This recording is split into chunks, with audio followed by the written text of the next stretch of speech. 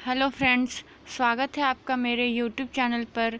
मेरा नाम है रिंकू और इस वीडियो में हम बात करने वाले हैं कि ईएसआईसी के एमटीएस के लिए जनरल अवेयरनेस की प्रिपरेशन कैसे करें हम लोग।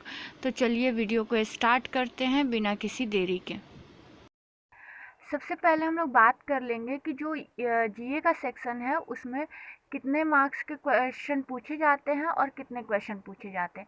ईएसआईसी में एमटीएस पोस्ट के लिए जो टोटल क्वेश्चन होते हैं जीए के लिए वो 25 क्वेश्चन है और टोटल 50 मार्क्स के।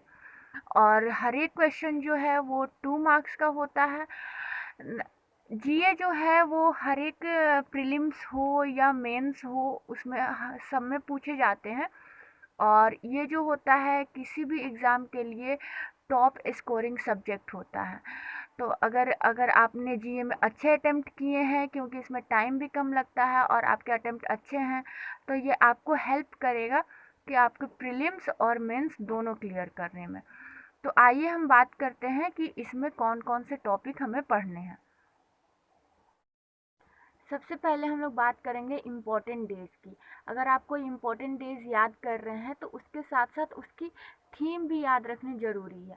उसके साथ साथ आपको कौन सा एडिशन उसका हो रहा है ये भी याद रखना ज़रूरी है। मैंने अभी ईएसआईसी का यूडीसी पोस्ट के लिए जो एग्ज़ाम दिया था, उसका मैंने जो वीडियो है सेल्फ गिवन एग्ज़ाम एनालिसिस अपने चैनल पे अपलोड किया है। अगर आपने अभी नहीं देखा है तो मैं डिस्क्रिप्शन में उसका लिंक दे दूंगी, आप वहां से देख सकते हैं। तो इसमें उसमें पूछ लिया गया था कि कौन सा एडिशन था जो नेशनल आर्मी डे मनाया गया, उसका कौन सा एडिशन था। तो ऐसा एडिशन भी पूछ लिया जाता है। बुक्स एंड ऑथर्स, इससे तो एक क्वेश्चन आपको देखने को मिलेंगे ही, और साथ में ये भी याद रखना ज़रूरी है कि इसे किसके द्वारा पब्लिश किया जा रहा है, कभी कभी ये भी पूछ लिया जाता है। Folk dance and state festival. Folk dance and state festival आपको याद रखना ज़रूरी है। हर एक स्टेट के अलग अलग कुछ डांसेस हैं, कुछ फेस्टिवल्स हैं जो उस पर्टिकुलर स्टेट में सेलिब्रेट की जाती है, तो वो याद रखना ज़रूरी है। साथ में आप नेशनल पार्क आपको रखना ज़रूरी है। और ये जो तीनों टॉपिक्स हैं, इसमें अगर आप एक बार याद कर लेते हैं तो, क्योंकि ये बार बार बदलता नहीं है, तो आप कोई भी एग्ज़ाम देंगे, एसएससी या रेलवे या फिर बैंकिंग, तो आपको हर एक जगह काम आएंगे और आपको हमेशा को 1 नंबर या 2 नंबर के क्वेश्चन आपको देखने को मिलेंगे। अब हम लोग बात कर लेंगे इंटरनेशनल या नेशनल समिट की।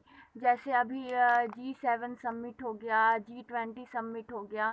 ये 2021 में कहाँ हुआ था या 2022 में होने वाला है, तो ये कहाँ पर होने वाला है। फिर जो नेक्स्ट टॉपिक है वो न्यू अपॉइंटमेंट जो हो रखे हैं। मान लीजिए कि कोई नेशनल अपॉइंटमेंट हुआ है और कोई फर्स्ट वुमेन अपॉइंट की गई हैं, तो वो बहुत इम्पोर्टेंट हो जाता है। और या फिर कोई इंटरनेशनल अपॉइंटमेंट हुआ है और जिसमें फर्स्ट इंडियन जो है वो बने हुए हैं, तो वो भी बहुत इम्पोर्टेंट होता है।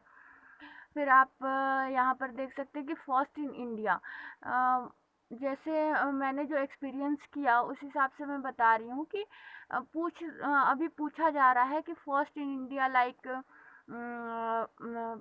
फॉर एग्जांपल कि first PM in India and first president in India, तो इसको भी देखना ज़रूरी है। यहाँ हम लोग बात करेंगे CM and governor of state और कैबिनेट मिनिस्टर। ये क्योंकि ये होता है कि ये 5 इयर्स के लिए अपॉइंट होते हैं और जल्दी चेंज नहीं होते, तो आप एक बार याद कर लीजिएगा तो बहुत दिनों तक ये आपको काम आएंगे और आपको स्कोर करने में हेल्प करेंगे। Indexes and reports. अगर कोई इंडेक्स आई है या कोई रिपोर्ट रिलीज़ की गई है, तो वो किस ऑर्गेनाइजेशन के द्वारा रिलीज़ की जाती है ये आपको याद रखना पड़ेगा। और उसमें इंडिया की क्या रैंकिंग रही है, और आप टॉप 3 याद रखेंगे तो और बेटर है। फिर मॉन्यूमेंट्स एंड टेम्पल्स। अगर कोई मॉन्यूमेंट्स है जो अभी न्यूज़ में रहा है तो वो आप देख लीजिएगा। इकोनॉमिक एंड बजट, अभी जैसे फरवरी में बजट आया तो उससे तो क्वेश्चन आपको देखने को ज़रूर मिलेंगे 1 से 2। फिर कैपिटल एंड करेंसीज जो हमेशा काम आती हैं, तो ये तो बहुत मतलब कि अगर आप प्रिपरेशन कर रहे हैं तो आपको स्टार्टिंग में ही ये चीज़ को याद रखना पड़ेगा। ये तो बहुत बेसिक सा चीज़ है जो सबको पता होगा। अवार्ड्स कोई जो अवार्ड दिया गया है लाइक पद्मा अवार्ड्स, भारत रत्न, तो ये किसको दिया गया और जिस पर्सन को मिला है वो किस फील्ड से है, ये भी याद रखना ज़रूरी है। फिर अभी आप देख रहे हैं कि कुछ स्टेशंस के नाम भी चेंज किए गए हैं, तो वो आप देख सकते हैं कि कौन सा स्टेशन का नाम चेंज करके क्या रखा गया है। अब हम लोग बात करेंगे करंट अफेयर्स की। करंट अफेयर्स बहुत लोगों का सवाल होता है कि मैम करंट अफेयर्स कहाँ से पढ़ें, तो मैं इसमें बताने वाली हूँ। मैं एक बात पहले ही मेंशन कर दूँ कि ये कोई पेड प्रमोशन नहीं है या मैं किसी का प्रमोशन नहीं कर रही हूँ। मैं अपना व्यू बता रही हूँ जहाँ से जिस सोर्स में से मैं करती हूँ। मैं आशीष गौतम का मुझे बहुत पसंद आता है, इसलिए मैं उनके पीडीएफ या फिर उनके वीडियोस देखती हूँ जो अड्डा 247 पे पढ़ाते हैं। अगर आपको भी अच्छी लगे तो आप देख सकते हैं या फिर आप जहाँ से करना चाहें वहाँ से कर सकते हैं। मेन चीज़ ये है कि करना मैटर करता है कि आप कहाँ से कर रहे हैं। आप डेली क्लासेस ले सकते हैं या फिर आप पीडीएफ से भी रीड कर सकते हैं, आपको जो ठीक लगे।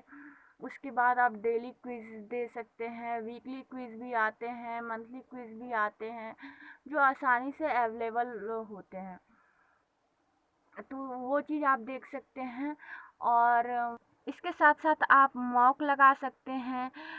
कोई मैटर नहीं करता है कि कौन से ऐप का है, बस आपको मॉक लगाना है ताकि आपको पता चल सके कि आप कहाँ स्टैंड करते हैं और आपका वीक एरिया कौन सा है, स्ट्रॉन्ग एरिया कौन सा है।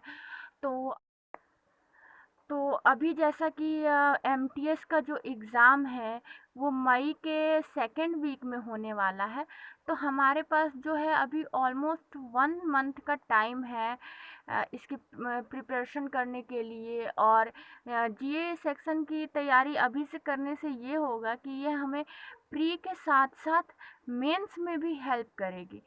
और किसी भी मैंने प्री और मेंस दोनों एग्ज़ाम दिए हुए हैं, तो मुझे पता है कि जीए की इम्पोर्टेंस क्या है। ये मेंस जो है और प्री, ये जीए बहुत हेल्प करता है आपको क्लियर करवाने में। तो होप कि आप अच्छे से तैयारी कीजिएगा।